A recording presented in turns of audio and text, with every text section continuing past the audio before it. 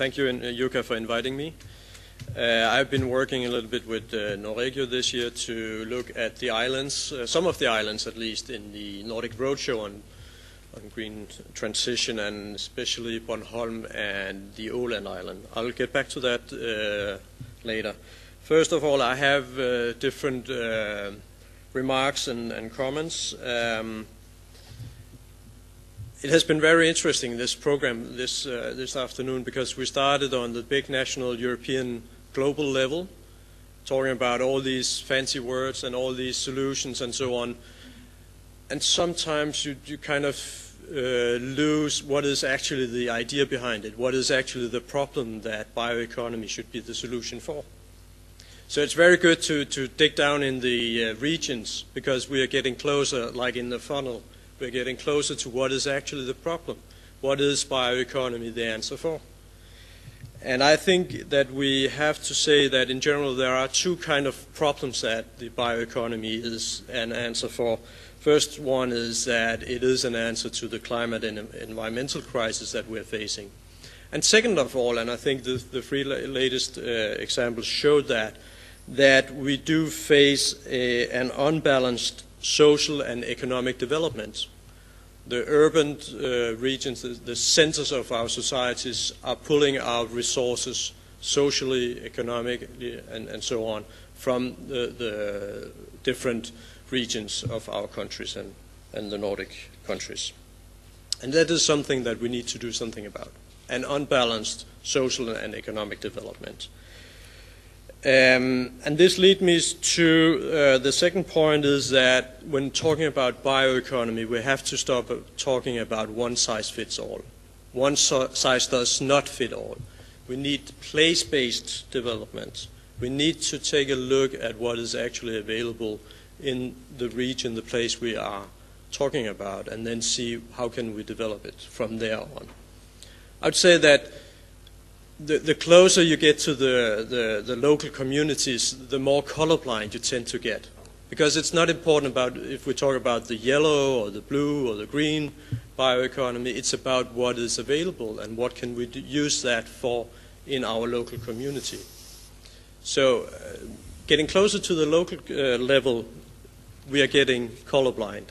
And we are starting to talk about what is actually the problems and how can we solve them, how can we use the bioeconomy as an engine to foster a renewed local, economic, social, and sustainable development. This leads me to another thing, which is the topic of scaling. I do think that we have a huge challenge in scaling. We do not have the right scale for our solutions. The problem is also that we're only talking about this kind of intellectual laziness. We're only talking about upscaling. But I think maybe we should dare once and now and then to talk about downscaling. If we are to utilize in a sustainable way our resources, we need also solutions that are downscaled, that are fitting into local communities at farm level, at fishing vessel level, and so on. So let's talk about diversity, and let's then talk about scaling. That is, of course, also upscaling, but it is also downscaling. We need solutions to work on the absolute local level as well. And that brings me to the main question that Jukka has asked me about. What about the islands? When I'm saying these issues, or talking about these issues, it's because my perspective during some time have been through the local communities. This year I've been working with the island of Bornholm in Denmark, the island of Åland, and the Faroe Islands. And they have, all of them, different perspectives that you would see in the Delta region in Holland. This is not about how to replace fossil input in a big industrial plant. This is about how do you create value on a local level. So we get a different perspective. This is not to exclude that we also need to look at the industrial level, the big scale level, but we need to have the diversity in order. We need to both focus on the big scale and the small scale. And I think that we, in most policies, and most discussions tend to forget the small scale. Sometimes I would say, don't go for the big workplace that creates 10,000 jobs. Go for 10,000 workplaces that create 2 jobs each, and create diversity in that way, and then distribute the way that we develop our economy. I was very fond about the presentation about the energy vendor. When we saw there was a graph showing that the numbers of companies within the energy production had grown quite significant. And he talked about democratization of our energy systems. I think this is into the core of the bioeconomy. Bioeconomy is much more than just a technological quick fix.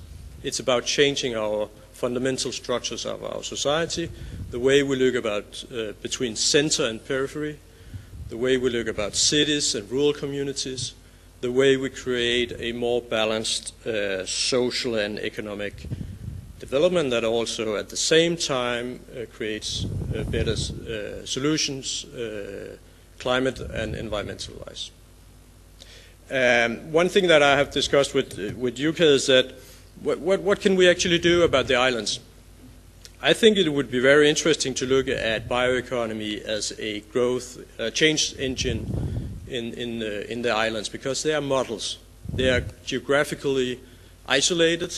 I mean, you can tell what it is, you can measure it, and so on, and you have a very strong energy in those communities. So what we have talked about is, can we create a cooperation amongst the islands of Bornholm, Gotland, Åland, Samsø, which is also present today, but not in this room.